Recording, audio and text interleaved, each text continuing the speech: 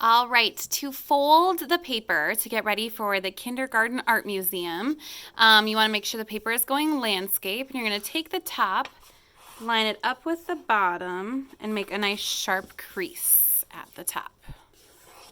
Then what you need to do is you're going to fold about an inch, inch and a half, possibly even 2 inches over on each side.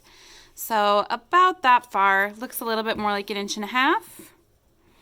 That does not need to be very precise. And I just fold it back the other way since it is a thicker paper. Okay, then you're going to do the same thing to the other side, about an inch and a half. Nice sharp crease. Mine are not the same. It's okay. Fold it back. All right, then what I'm going to do is I'm going to fold this corner and line it up with whatever that crease was here.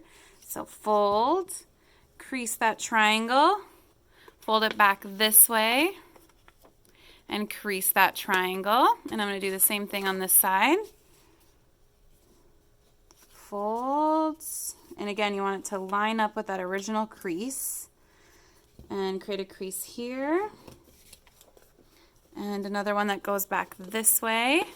And then the last step is going to be to open this and push that triangle in and create that fold. So again, for the other side, I'm going to just open this up just a little bit.